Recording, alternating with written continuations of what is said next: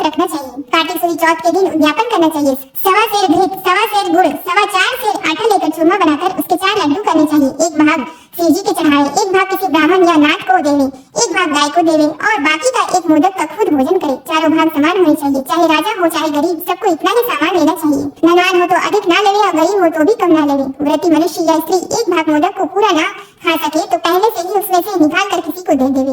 वह जो डोरा बनाया था उसे स्वयं धारण कर ले, जिस प्रकार के अनंत भगवान का डोरा पहना जाता है, और उद्यापन होने के बाद जल में पधरा देवे। इस प्रकार उस अंगद को भी हर साल व्रत करते करते 4 वर्ष हो गए। तब व्रत के प्रभाव से पार्वती जी के हृदय में दया उत्पन्न हुई और महादेव जी से पूछा कि महाराज, जिसको मैंने श्राप दे दिया था उसका पता नहीं है, उसको किसी ने मार तो नहीं दिया है? तब तीनों लोगों की सब बातें प्रत्यक्ष जानने वाले महादेव जी ने कहा कि वह तो जीवित है। तब पार्वती जी ने कहा कि महाराज, ऐसा कोई व्रत हो तो बताओ जिससे कि वह मेरा मानसिक पुत्र फिर से मिल जाए। तब महादेव जी महाराज ने कहा कि श्रावण सुदी के पहले सोमवार के दिन कुंवारी कन्या से 2.5 पोड़ी शुद्ध कटवाकर उसका डोरा बनाना और उसे केसर आदि में रंगकर 4 गांठें देकर सुपारी पर लपेटकर ताम्र पात्र में रखकर उसे शिव रूप मानकर उसकी तथा शिव जी की पूजा करनी चाहिए। इस प्रकार सोमवार के सोमवार शिव जी की पूजा करना, 1.25 सेर घृत, 1.25 सेर गुड़ और 4.25 सेर आटा लेकर चूरमा बनाना, उसके 4 भाग करना। एक भाग शिव जी को अर्पण करना, दूसरा भाग ब्राह्मण को देवे, तीसरा गाय को देवे और चौथा खुद भोजन करे। इसमें ना तो अधिक होना चाहिए और ना कम। इस प्रकार पार्वती जी ने भी यह व्रत किया। तब व्रत के प्रभाव से वह अंगद को रहित हो गया और अपनी माता के पास दिन बुलाए ही चला गया। उसे आया देखकर पार्वती माता प्रसन्न होकर हंसने लगी तो पुत्र ने पूछा कि हे मातेश्वरी, आप मुझे देखकर क्यों हंस रही हो? तब माता ने कहा, हे पुत्र, मैं व्रत के प्रभाव को देखकर हंसी हूँ। यह तुम्हारे पिताजी का बताया हुआ मनसा वाचा का व्रत है। यह व्रत मैंने किया तभी तो तुम आ गए हो। इस बात को सुनकर पुत्र ने कहा कि हे अम्बे, मैंने भी यह व्रत किया था, इससे कोल भी मिट गया। पार्वती माता ने कहा कि हे पुत्र, अब तेरी क्या इच्छा है सो कह। तब उस पुत्र ने कहा कि हे मातेश्वरी, मुझे उज्जैन नगरी का राज्य करने की और वहाँ की राजकुमारी से ब्याह करने की इच्छा है। पार्वती जी ने कहा कि जा, तुझे उज्जैन का राज्य मिल जाएगा, तो फिर इस मनसा वाचा के व्रत को कर ले। इस प्रकार उसे 4 वर्ष उत्तम व्रत किया, तब उसे उज्जैनी का राज्य मिल गया। अब नारद जी राजा युधिष्ठिर से कह रहे हैं कि उसे राज्य किस प्रकार मिला तो सुनो। उज्जैन के राजा रानी वृद्ध हो गए थे, उनके कोई पुत्र नहीं था, केवल एक राजकुमारी थी। राजा रानी ने सोचा कि इस कन्या का विवाह किसी राजकुमार से करके उसको राज्य दे देवे। ऐसा निश्चय कर एक स्वयंवर रचा जिससे देश देश के राजकुमार आए। तब एक हथनी को श्रृंगार करा के पूजा करके हाथ जोड़कर राजा जी ने कहा कि हे हथनी, तू देव स्वरूपा है, यह माला ले और उसको पहना दे। इस राज्य को संभाल सके और राजकुमारी के लायक ही वह रहो। मामूली मनुष्य को माला मत पहना देना। वह पार्वती जी का पुत्र भी देवयोग से वहाँ पहुँच गया। हथनी ने उसके ही गले में माला डाल दी, परंतु लोगों ने कहा कि यह तो हथनी की भूल है, यह कोई राजकुमार नहीं है। ऐसा कहकर उस लड़के को तो दूर हटा दिया और हथनी का पुनः माला दी गई और प्रार्थना की गई कि हे माता, जो इस राज्य के लायक हो उसको ही माला पहनाना। हथनी ने दूसरी बार भी दूर जाकर उसी के गले में माला डाल दी। तब लोग कहने लगे कि हथनी ने हट पकड़ ली और मार पीट कर उस बालक को दरवाजे से बाहर निकाल दिया एवं पुनः हथनी पर गणपति की मूर्ति स्थापित करके वही प्रार्थना की। वह देव रूपी हथनी थी, इसलिए दरवाजे के बाहर निकलकर उसी बालक के गले में उसे तीसरी बार माला डाल दी। तब राजा ने नगर सेठ को बुलाकर कहा कि तुम इसको ले जाओ और बारात सजाकर हमारे यहाँ ले आओ। राजा की आज्ञा मानकर सेठ उसको ले गया। राजा ने भी पंडितों को बुलाकर लग्न का दिन निश्चय कराया और अपनी कन्या का विवाह उस बालक के साथ कर दिया और अपने खर्च के लिए थोड़े से गांव रखकर सारा राज्य बेटी जवाई को कन्यादान में दे दिया। विवाह के पश्चात वह बालक और राजकुमारी महलों में गए। अब वह राजा हो गया। अब राजा की रानी ने पूछा कि हे पतिदेव, आप अपनी जात और नाम तो बताइए। तब उस वर ने उत्तर दिया कि मेरा नाम अंगद है, महादेव जी मेरे पिता और पार्वती जी मेरी माता है। तब राजकुमारी ने कहा कि महाराज, इस बात को तो इस मृत्यु लोक के लोग मानेंगे नहीं, शक्ति शक्ति बताइए। तब राजकुमारी के पति अंगद जी ने अपने जन्म की सारी कथा कर दी। चौपड़ पासे के खेल से साथी बनाने के लिए माता पार्वती जी ने अपनी माया से मुझे बनाया था और महादेव जी महाराज ने अपने मंत्र बल से मुझे संजीवन किया था। फिर जिस प्रकार मुझे श्राप दिया, जिस प्रकार इंद्राणी आदि देवताओं की स्त्रियों ने मुझे मनसा वाचा व्रत बताया, जिसको मैंने 4 वर्ष तक किया, तब माता पिता के पास वापस पहुंचा।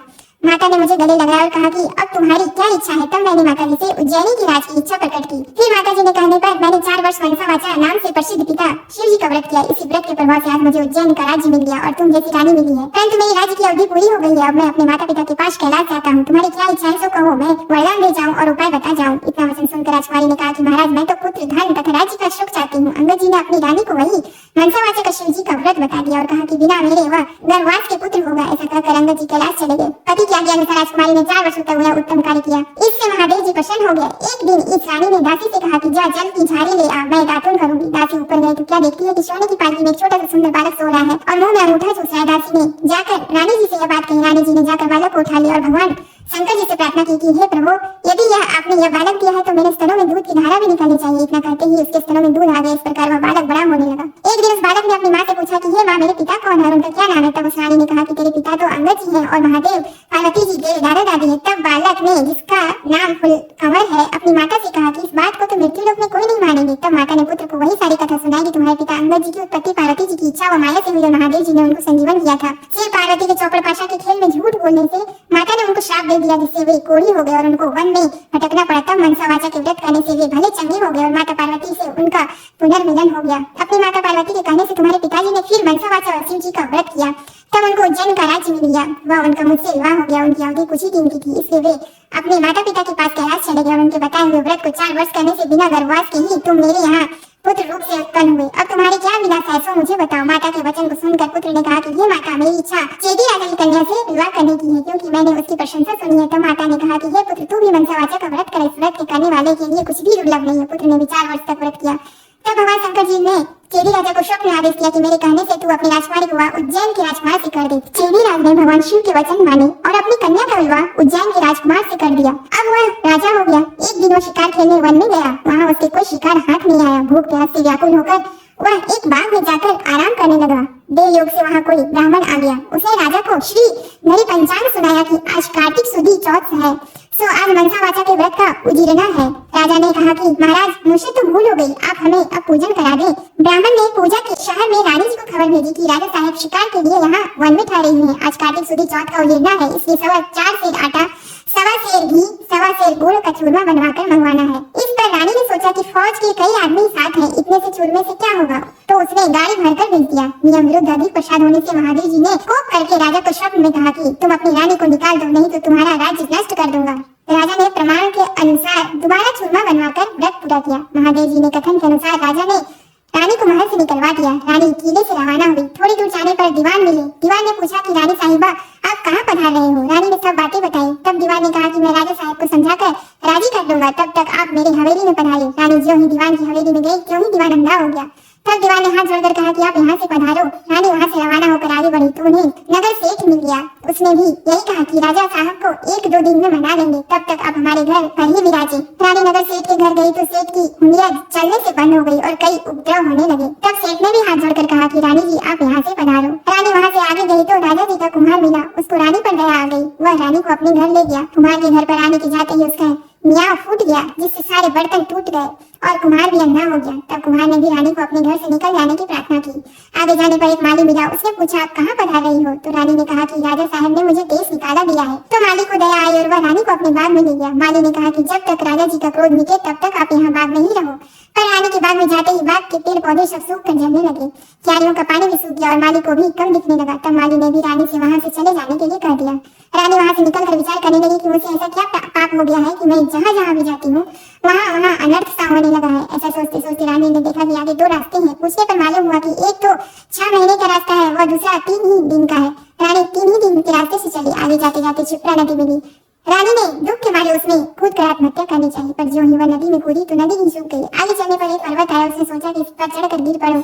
वह चढ़कर गिरने लगी तो पर्वत जमीन के बराबर हो गया। आगे जाने पर एक सिंह दिखा दिया। रानी ने सोचा कि इस सिंह को छेड़ो तो शायद यह मुझे खा जाए तो अच्छा ही है। उसने सिंह पर हाथ फिरा तो सिंह पत्थर का हो गया। आगे जाने पर बड़ा भारी अजगर सांप दिखाई दिया। रानी ने मरने के लिए उस बड़े सांप को छेड़ा तो सांप रस्सी बन गया। रानी हार खा कर और आगे चली तो क्या देखती है कि वहाँ एक बड़ा भारी पीपल का वृक्ष है। उसी के पास एक सुंदर कुआं और एक मंदिर बना हुआ है। वह मंदिर में जाकर मुंह ढककर बैठ गई और ओम नमः शिवाय इस पंचाक्षरी मंत्र को जपने लगी। उस दिन कार्तिक शुद्ध चौथ का दिन था। मंदिर का पुजारी नाथ सामान लेने गांव में गया था। वहाँ उसको कुत्ते ने काट खाया। तब पुजारी नाथ ने विचार किया कि हमारे आश्रम में ऐसा कौन पापी आ पहुंचा है जिसके कारण ये उत्पात हो गया। मंदिर जाकर नाथ ने एक स्त्री को बैठी देखा तो कहने लगा, आज यहाँ कोई डाकन या भूतनी आ गई है। तब रानी ने बिना पूर्वक कहा कि महाराज, मैं ना तो डाकिन हूँ ना भूतनी, मैं तो मानवी हूँ, आकाश की घेरी और जमीन की झेली हुई दुखी स्त्री हूँ। यदि आप मुझे धर्म की बेटी बनाओ तो अपना सारा भेद कहूँ।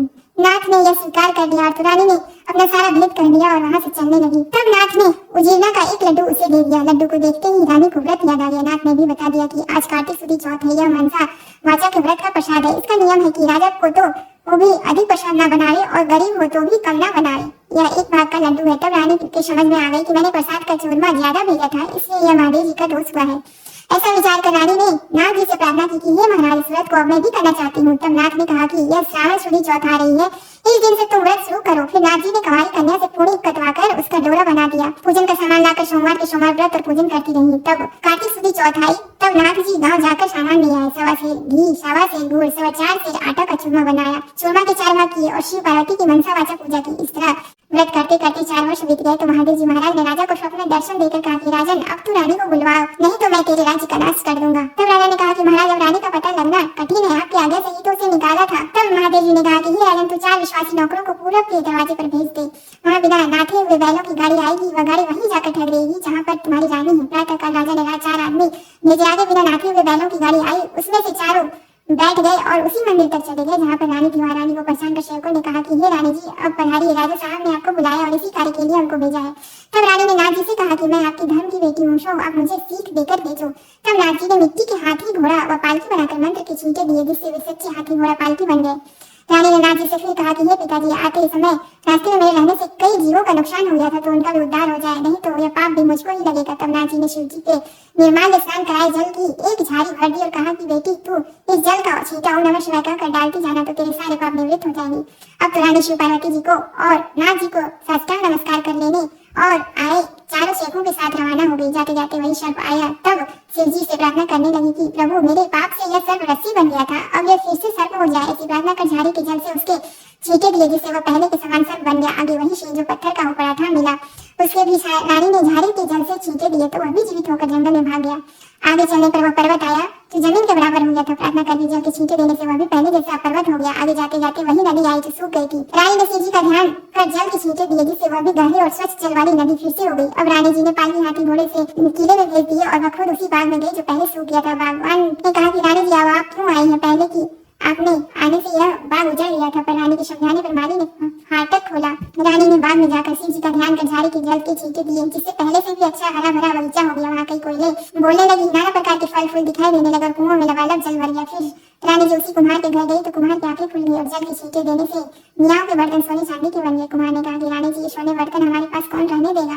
तब रानी जी ने कहा कि इनमें से 4 बर्तन राजा की भेंट कर देना। इसी तरह रानी नगर सेठ के घर गई तो उसकी हंडिया सिखाने लगी, तब व्यापार में लाभ होने लगा। तब नगर सेठ ने कहा कि अन्नदाता जी, आपके पधारने से हमारे यहाँ रिद्धि सिद्धि हुई है। इस खुशी में मैं सारी नगरी को जिमाना चाहता हूँ। सारी नगरी में ढिंढोरा पिटवा दिया जाए, कल किसी के घर में धुआं ना निकले। जो किसी ने चूल्हा जलाया तो दंड के भागीदार हो गया। आगे रानी जी पधारी तो दीवान जी के यहाँ पहुंची। जाते ही दीवान जी की आंखें खुल गई, सब आनंद हो गया। अब रानी साहिबा किला में पधारी। राजा जी ने उनका अच्छा स्वागत किया। नगर सेठ ने सारे नगर को जिमाया और किले में जाकर रानी जी से अर्ज की, अन्नदाता जी, अब आप भी आरोगी। रानी ने कहा कि मेरे तो आज कार्तिक शुक्ल चौथ का उजेड़ना है, सो किसी भूखे आदमी को जिमा कर जिमाऊंगी। सारे नगर के लोग तो नगर सेठ के यहाँ जिमाए। नगर में कोई भी भूखा व्यक्ति नहीं मिला। ढूंढते ढूंढते धोबी घाट पर एक अंधी भरी कोढ़नी धोबन पड़ी मिली। रानी जी की आज्ञा से उसे बुलाया। रानी जी ने उसे स्नान कराया। स्नान कराते उसका सारा कोढ़ मिट गया। कथा सुनते उसके लिए स्वर्ग से विमान आ गया और वही धोबन कथा सुनने व प्रसाद लेने मात्र से सदैव वैकुंठ चली गई। राजा रानी भी हर साल मनसावाचा का व्रत करते रहे। वे संसार के सब प्रकार के सुखों को भोगते रहे और पुत्र को राजगद्दी देकर अंत काल में शिवलोक में चले गए। इस प्रकार मनसावाचा भगवान शिव जी पार्वती जी के व्रत करने की बड़ी भारी महिमा है। श्रावण सदी के सोम से कार्तिक सुदी चौथ तक यह व्रत सब मनोवांछित फल को देने वाला। इस मनसावाचा के व्रत को करने वाले मनुष्य की सभी कामनाएं शिव जी महाराज पूर्ण कर देते हैं। पुत्र नहीं हो या होकर जीवित नहीं रहता हो तो इस व्रत के करने से स्त्री पुत्र का सुख अवश्य प्राप्त करती है। इसी प्रकार पुरुष को स्त्री का और स्त्री को पति का सुख सौभाग्य प्राप्त होता है। जिससे कमाई धंधा न हो तो इस व्रत के करने से श्री शंकर भगवान से जीविका प्रदान करते हैं।